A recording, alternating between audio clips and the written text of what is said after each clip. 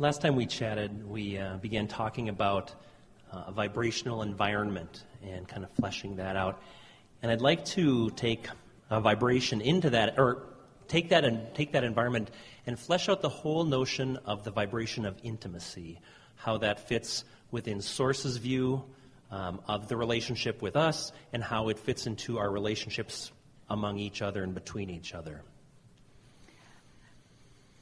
You know what he's talking about the vibrational climate? These words are relatively new to the conversation.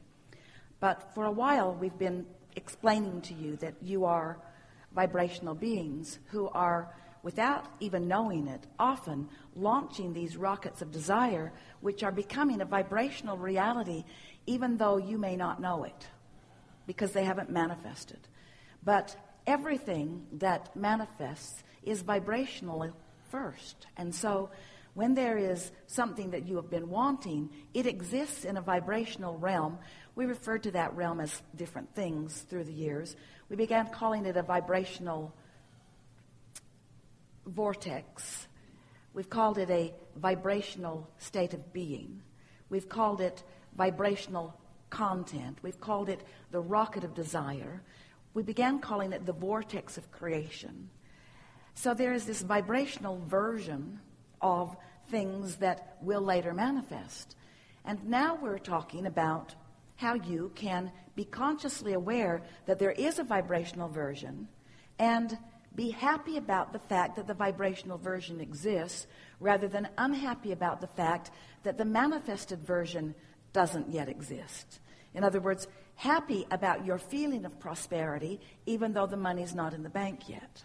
You follow?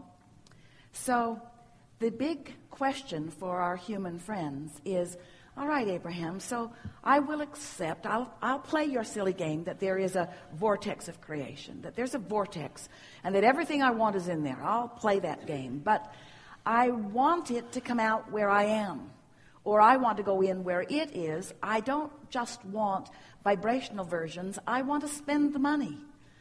I want to be with my lover. I want the full-on physical human, see it, hear it, smell it, taste it, touch it, experience of my desires. So we began explaining that vibration is translated by you, that the reason that you do see what you see is because you're translating vibration. It's hard for you to hear because you're doing it at an unconscious level. You don't wake up and not see and then tune yourself into seeing. You are seeing, and so you're not understanding the vibrational process that is taking place. When you smell something, it's a vibrational interpretation. So we're now wanting you to begin to understand more fully that you are the creator of a vibrational environment or climate. It surrounds you. And it surrounds you because of the things that you are observing, although we would like you to do less and less of that. It surrounds you because of the things that you think, which means it surrounds you because of what you believe, because your beliefs are just thoughts you keep thinking. So it surrounds you because of your vibrational frequency. It surrounds you because of your perspective. It surrounds you because of your awareness. It surrounds you because of your perception. It is your perception because you perceive. Now we know we're twirling around in these words, but we're wanting to help you to catch hold of the understanding that you are translators of vibration or energy, and that's why you have the tactile experience that you have.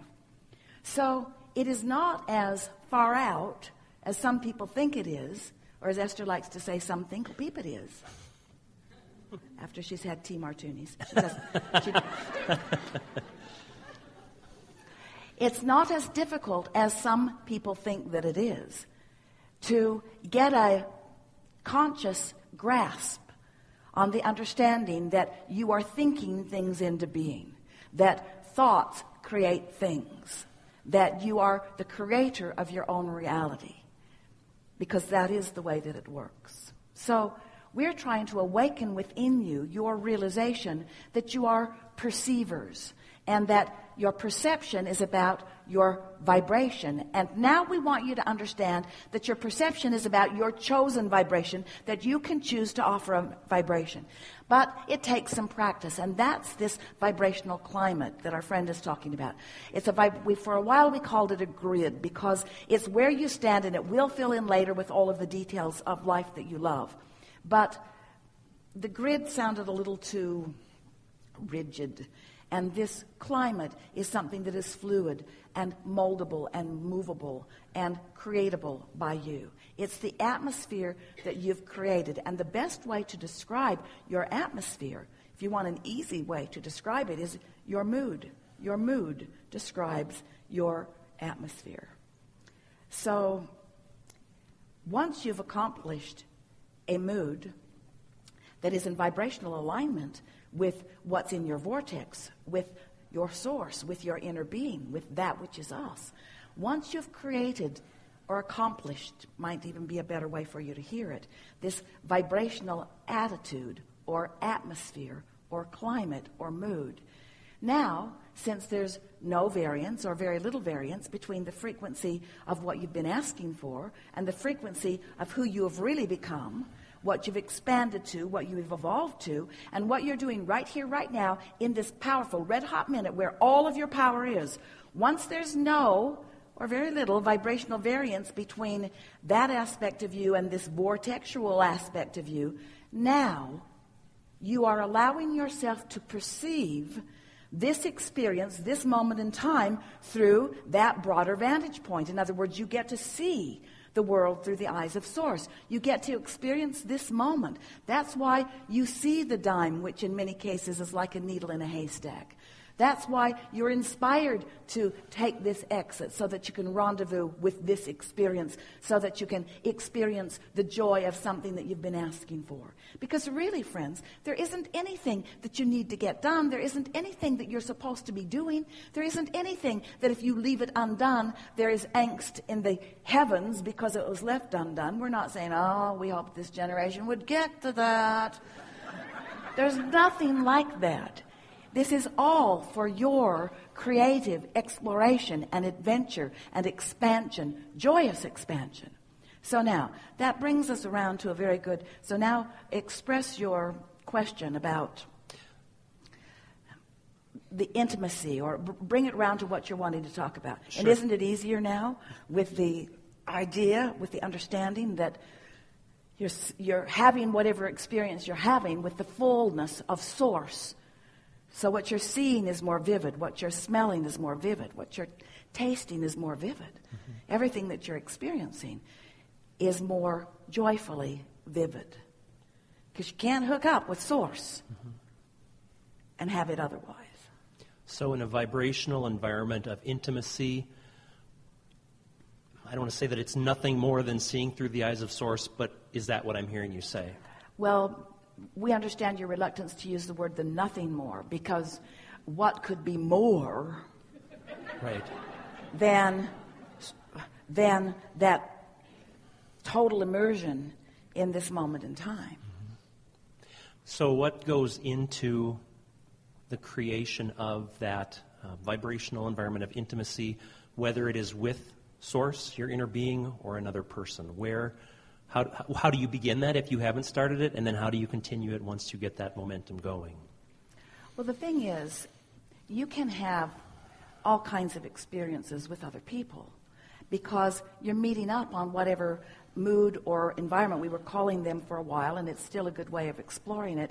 These discs, you could be on the Henri disc, or you could be on the high-flying disc of clarity and enthusiasm, or you could be on a really low-flying disc of despair or disempowerment. But you're rendezvousing, because law of attraction is taking care of business, you're rendezvousing with others who are in the vibrational vicinity of that which you are. So when you talk about aligning with Source, when you talk about get on the high-flying disc and then, that's a much better way to approach life.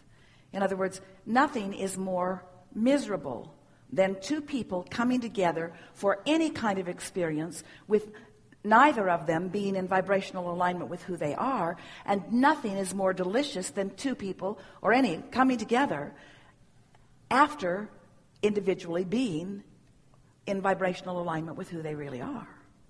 So if you were going to create an intimacy disc, is there something that it would be more synonymous with than using that word? Maybe the word itself doesn't lend itself to something like that. Well, let's explore this just a little bit, because this is the way that we would like you to see it. It will be easier for you.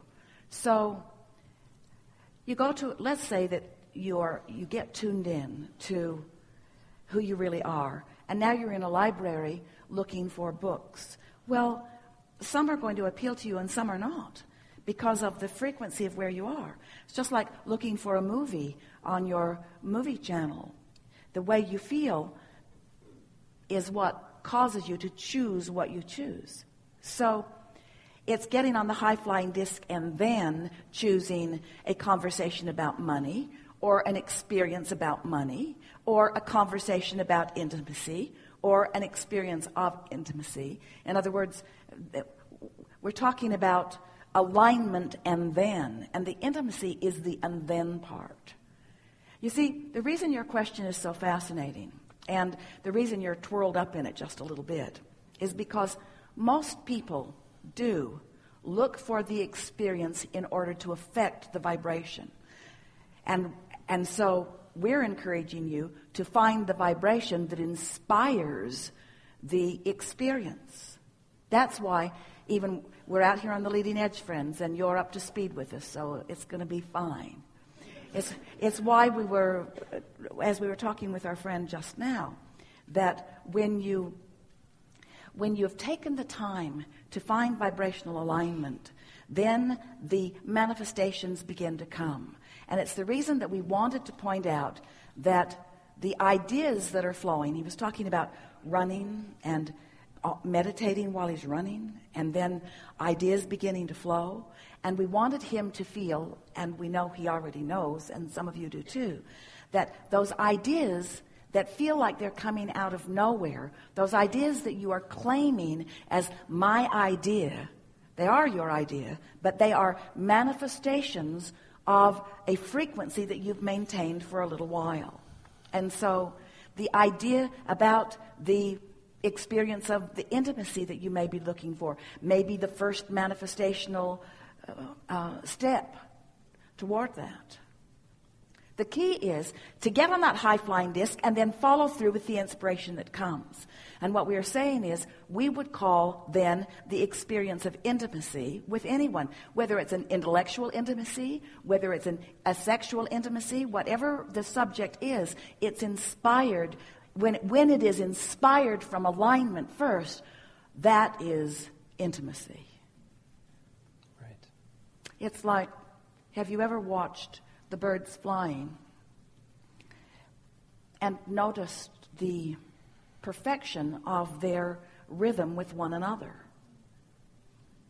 It's a sort of mastermind experience where they're all in alignment. They're meditating while they fly.